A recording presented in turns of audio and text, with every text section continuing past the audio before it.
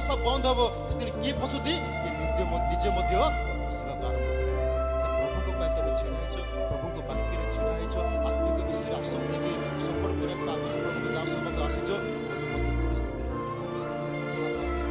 समस्या आसीपर प्रत्येक परिस्थिति तुम सम्मुखीन दे पार मात्र मत विश्वास करा पड़ो जो प्रभु मत आह्वान कर मत द्वार खोलवा निमंते समर्थ अटंती शैतान गोटे द्वार बंद कले मो प्रभु सातटा द्वार खोलवा प्रस्तुत अच्छा हालेलुया